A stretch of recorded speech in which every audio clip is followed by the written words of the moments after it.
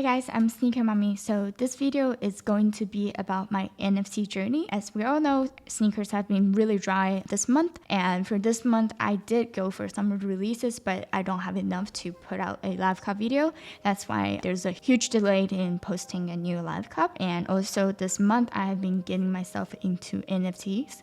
So I feel like it's gonna be a fun video to talk about my NFT journey. For disclaimer, I'm no expert in trading NFTs. I also consider myself as a beginner, and also I'm not here to give anyone financial advices.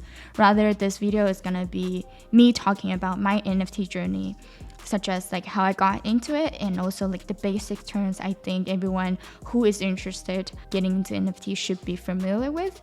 And also talk about my investments in the past month. When I was trying to get into the NFT, I was kind of struggling understanding the terms like what gas is. So I hope this video will help you guys a little more, as this video is made from someone like me, a beginner, especially when the sneakers are pretty dry right now. It's a great time to get yourself familiar with the whole NFT as it's rising. So let's get into today's video. Hopefully you like it. Before I start the NFT videos, I want to share a news with you guys that Mami's Kitchen has started a new server. It's called Mami NFT, and it's a free group for all Mami's Kitchen members.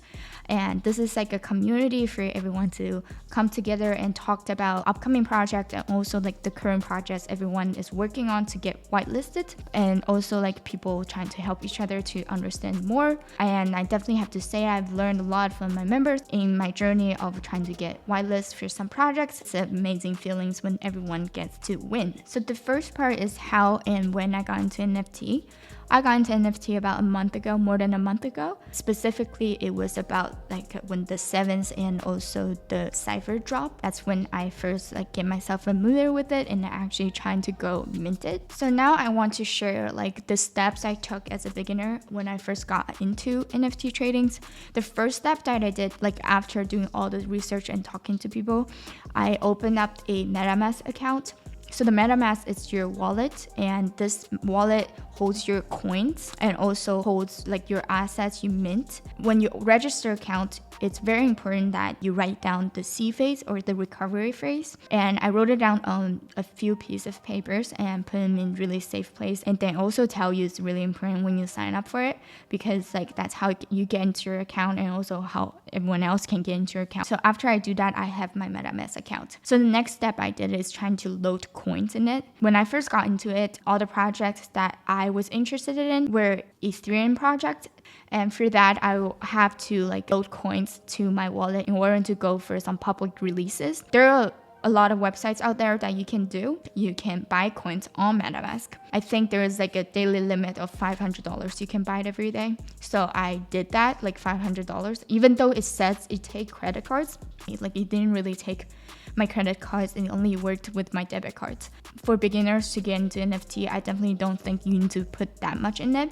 The reason why I want to put more in it, because the 7s and the ciphers, people are saying like the gas, it's gonna be about like 1 ETH. That's why I try to load enough in it. So then I move on to different websites where I can buy more. So the first one I looked at was Coinbase, and for Coinbase, it wouldn't verify my account forever. It just wouldn't let me pass the verification phase. So I moved to Crypto.com instead.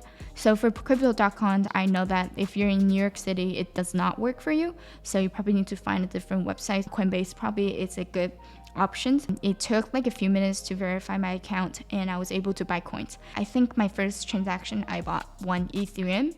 So after I bought the coin, I need to transfer it from the Crypto.com to my Metamask. So I did that by withdrawing my coin to my external wallet, which is the Metamask wallet, and you just put in your Metamask account address.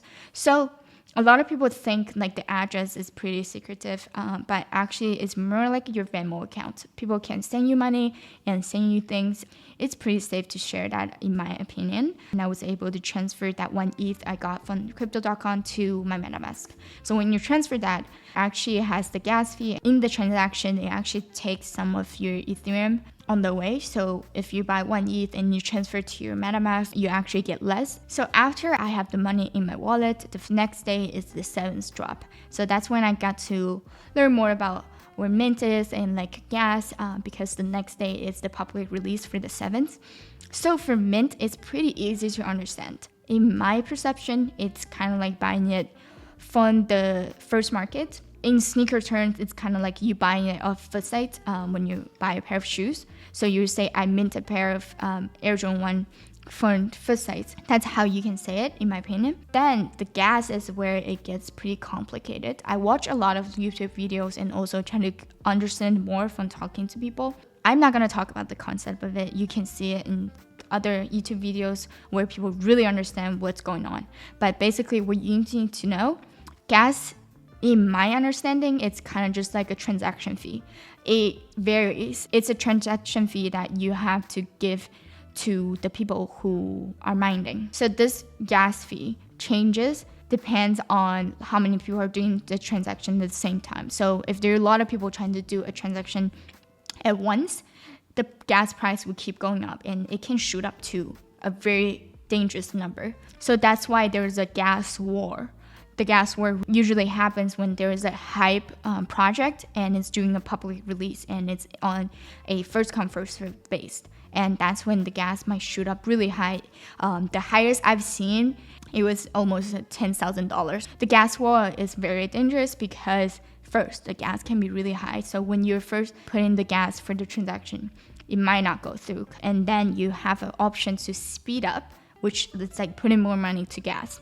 And if the gas already shoot up very high after you do your calculations, the cost would be more than the revenue you can make from this NFT. It's not worth it to go for it anymore.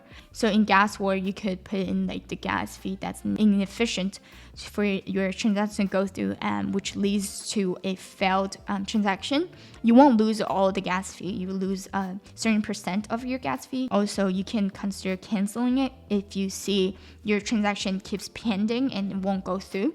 But a lot of people recommend to just let it fail. It costs less gas to fail than canceling it, because when you cancel it, you have to do the gas again, whatever. In my case, I always just let it fail. I usually spend less than $300 on gas, and usually I lost about $20 to $30 on gas when it fails. That's why for beginners to go for these public releases, it can be really dangerous, because if you have a lot of money in your wallet, you can easily lose it on gas. So I know a friend who was actually going for Cypher. He wasn't able to go for 7th because he messed up when he was trying to speed up the transaction. And when he was going for the Cypher, the gas shoot up. So he went back to speed up and also put it higher than the current gas. I think he spent almost Ethereum on the Cypher, and he got the Cypher. But the floor, which is like the lowest ask on the secondary market, dropped so much, he actually lose a lot of money. He lost about half Ethereum after selling his NFT. From a beginner's experiences, I definitely would say going for a public release that's first come first serve based is definitely not the safest place to play out when you're first getting into NFT. So after knowing like the gas war and everything, I did try to go for it, but I was too scared to actually hit confirm because I'm really careful with my investment and I'm really scared of losing money. So when I was going through the 7th in the Cypher, I never was able to hit confirm because I saw how much gas at the time and I just know like I wasn't going to get it. So my carefulness actually saved me from losing money from these two projects. Then I got into different way of investing in NFT. It's by the project from OpenSea, which is like you buy it secondhand instead of like minting it. So the first project that I got into is Creature World. That's my first ever NFT investment. And for this, I think it's a good investment at the time. Some friends told me about it. And also I kind of just had a feeling that this is a good investment. As like the artists have been doing this Creature World for so many years. Instead of like some projects, you can tell like the project are just there to grab quick money. So it was just like a bet on this artist, and also I did really like the art. That was my first investment. I spent 0.93 ETH on one of the creature, and I kind of just planned to hold it. So for this creature world, it started growing really steadily. I hold it for a few weeks, and during this, like the artist was doing some playground like events and stuff like that to keep people really liking it.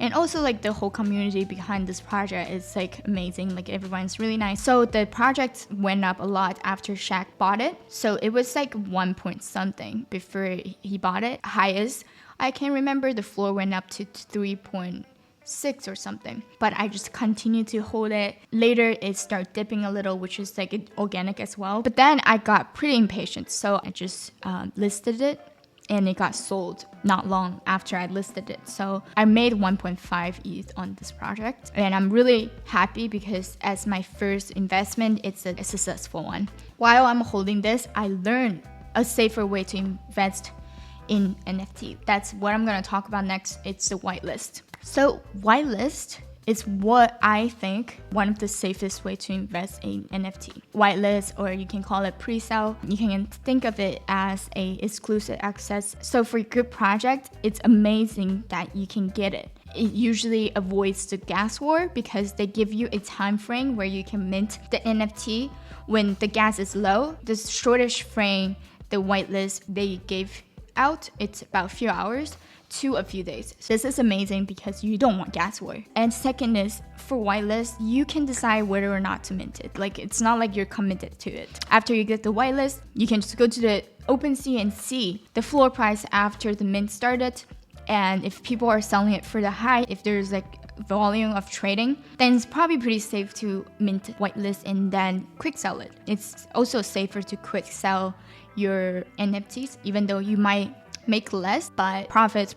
I recommend everyone to grab the profit when there is. So yeah, that's what I think. If the project you think it's not doing that well, you can just not mint it. It doesn't hurt anything. So for whitelist, the downsides of it is you might need to put more effort and time into it, especially when the project's really hyped. Some of the projects that I went to get whitelist are Jungle Freaks and Bungie. So I got into the server pretty late when there were already like thousands and tens of thousands of people in it already. The requirements are pretty strict.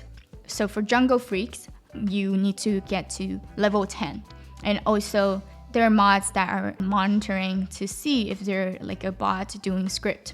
And so for that, I'm really, really thankful for Mami's Kitchen members who also joined that night, because I spent all night just talking in the server. So for this, I was able to get the whitelist if I reach level 10 in the server. I was able to do that for hours of talking, and the whitelist spots actually got filled pretty quickly. And the second one is Bungie, and this one is even harder to get the whitelist because the hype around the project is so like crazy. And for this one, I got in pretty late as well, and I talked to members in the server as well to get me going.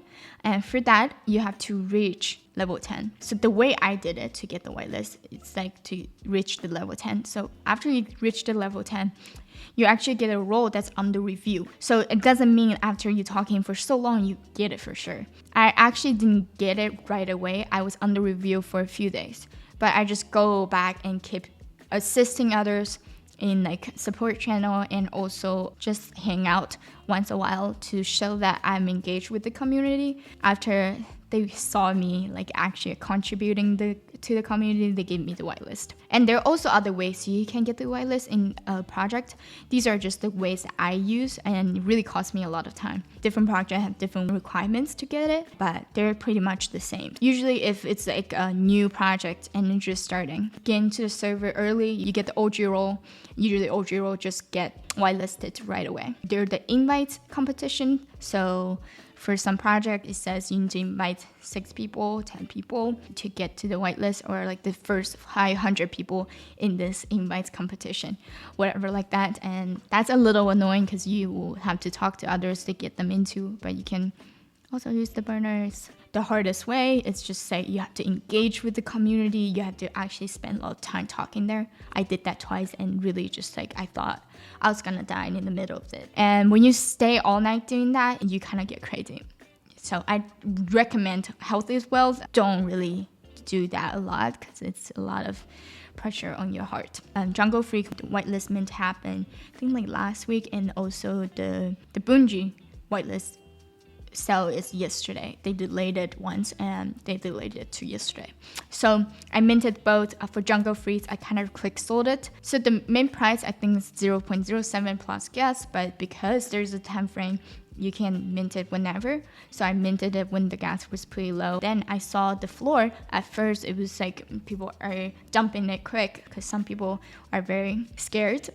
So they dumped the projects at about 0.45 and then keeps going up. And that's when I'm like, oh, should I keep or sell? Because you don't know like what the market is gonna happen. So I saw like there's like 7,000 mint remained, meaning a lot of people haven't minted it yet at the time. Like when there's like a 1.2 sell, 1.3 sell, and the floor was like 1.1. I listed for 1.19 and then got sold pretty quickly. And right after that, more people from the whitelist are minting it, and then the price dropped a little, dropped to about like 0.8, and I was pretty glad that I sold it. But now, as you can see, Jungle Freaks already shoot up and everything. But as I said, like my concept is just like to grab the profits as soon as I can. But for some projects I kind of hold, but for this one I kind of just sold it right away because I didn't think it's gonna move so fast. So yeah, for this I made good money because the mint price was so low with the gas as well. And same as my members, this is like a lot of their first NFT, and they were really happy they were able to make a lot of profits from this one. And for Bungie, I'm still waiting. So if you see me like in the other projects talking there, feel free to talk to me because I'm probably very bored and I just need someone to actually have a conversation with. So definitely talk to me if you see me in other servers talking. Also, like I have other things that are very interesting, but I just don't think I can put it in all one video. I'm gonna make the second one showing some other things that I went for, such as like the Polygon Joker that I was like unexpectedly able to cop. It was like a 1 of 1. And that one was really exciting as well, and I'm gonna show you guys probably in the next video some of the project, how I went for them and stuff.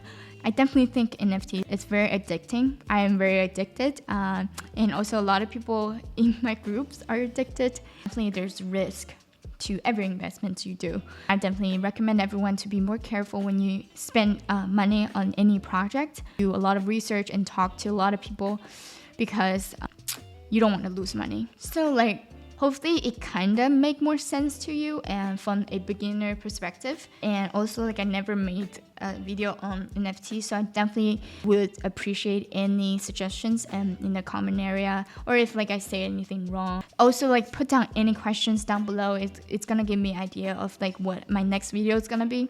But hopefully you found this video very helpful. If you do like my style of making videos, feel free to subscribe to my channel and turn that notification bell or follow all my socials. Okay, that would be it. See you guys in the next video and have a good week.